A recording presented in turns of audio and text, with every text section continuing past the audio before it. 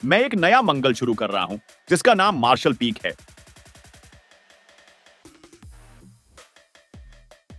बढ़िया, चलिए शुरू करते हैं।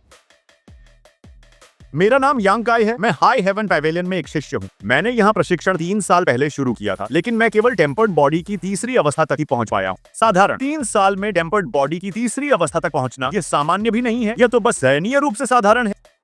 जो भाई शिष्य मेरे साथ ही स्वीकार किए गए थे, वे इस स्तर को कब का पार कर चुके हैं। वे अपनी सीमाओं से आगे बढ़ चुके हैं और प्रतिष्ठित संप्रदायों में अपना नाम बना रहे हैं। लेकिन मैं अभी भी इसी स्थान पर रुका हुआ हूँ। इसने मुझे कोई और विकल्प नहीं छोड़ा सिवाय इसके कि मैं संप्रदाय में सफाई का काम स्वीकार कर लूं, जबकि मेरी ट्रेनिंग जारी रख। यह स्थिति मेरे लिए बहुत कठिन थी, लेकिन मैं मजबूर था। हेवन पैवेलियन खास है क्योंकि यहाँ के शिष्यों के बीच तीव्र प्रतिस्पर्धा है। यह माहौल बहुत ही चुनौतीपूर्ण और तनावपूर्ण है, जहाँ हर कोई अपनी श्रेष्ठता साबित करने के लिए कड़ी मेहनत कर रहा है।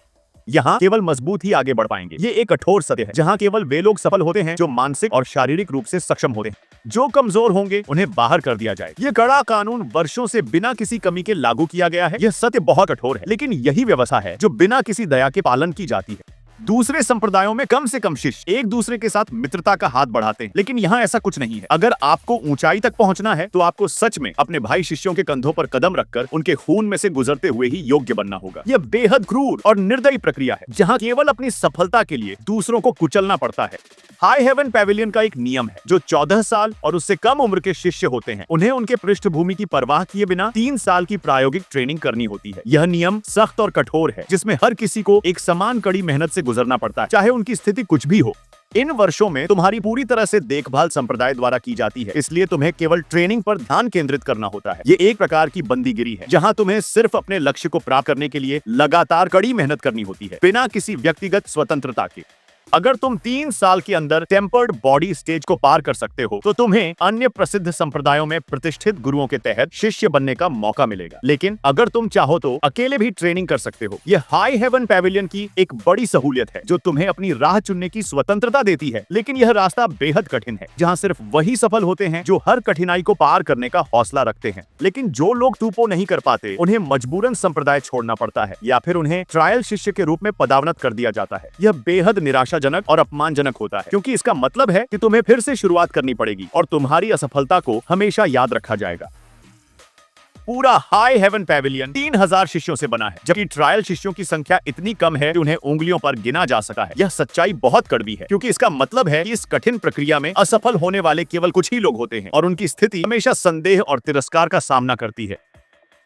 सुकून की कोई गारंटी नहीं है, चाहे मैंने एक भोजन मिस किया हो या सर्दी महसूस की हो। कोई भी कभी भी परवाह नहीं करेगा। यह महसूस करना बहुत अकेला और दर्दनाक है, क्योंकि यहाँ हर किसी को अपनी लड़ाई खुद लड़नी पड़ती है और कोई भी तुम्हारी तकलीफों में साझीदार नहीं बनता। उन्होंने मुझे पहले भी धोखा देने की कोशिश की थी और जाहिर है मैं नहीं चाहता कि ऐसा फिर से हो। यह अनुभव मेरे लिए बहुत दर्दनाक और विश्वासघाती। इसने मुझे और भी सतर्क और संकोची बना दिया। हम इंसानों के पास जीवन के कुछ ही दशक होते हैं और जब एक बार कोई विकल्प चुन लिया जाए तो उस पर कायम रहना चाहिए। आधे रास्ते में हार मान लेना बेवकूफी है। यह विचार बहुत गहरे हैं, क्योंकि जीवन की यह असल सच्चाई है कि अगर हम किसी लक्ष्य के लिए मेहनत कर रहे हैं तो हमें उसे पूरा करने तक कभी भी पीछे नहीं हटना चाहिए, चाहे कितनी भी मुश्किलें आएं।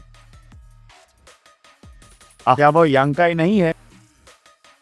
वह वही है, ट्रायल शिष्य यांग काई। आज तक वह अभी भी सिर्फ टेम्पर्ड बॉडी के तीसरे स्टेज पर है। पिछली बार उसे चुनौती दी हुए 5 दिन हो चुके हैं। इस खामोशी के पीछे एक गहरी असहजता और तनाव छिपा हुआ है, जैसे कुछ बड़ा होने वाला हो। आज फिर से उसे चुनौती देने का एक और मौका है। यह अवसर बहुत महत्वपूर्ण है और सबकी निगाहें इसी पर टिकी हुई हैं, जैसे कुछ बड़ा होने वाला हो। एक खिलाफ इतने सारे, यह सही नहीं है। यह स्थिति पूरी तरह से अन्यायपूर्ण और असमान है, जहां एक व्यक्ति को इतनी मुश्किलों का सामना करना पड़ता है। जाओ, तुम चाहो तो जा सकते हो, कोई भी तुम्हें रोकने वाला नहीं है। यह शब्द एक ठंडी और बेरुखी के साथ कहे जाते हैं, जैसे किसी की परवाह न हो।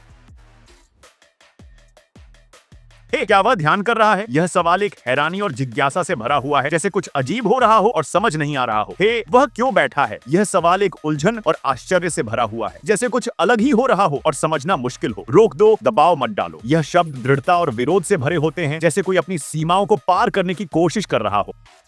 यांग काई, मैं तुमसे कहूंगा कि अपनी मेहनत व्यर्थ न करो। बस मुझसे थोड़ी पिटाई खा लो, फिर हम दोनों काफी समय बचा लेंगे। क्या कहते हो? तुम तो बस टेम्पर्ड बॉडी के तीसरे स्टेज पर हो और जाहिर है तुम हार जाओगे। सही कहा यांग काई। कृपया हमारी भावनाओं का विचार करो। हम तुमसे अलग हैं। एक बार यह लड़ाई खत्म हो जाए तो हमें अपनी ट्रेनिंग फिर से शुरू करनी होगी।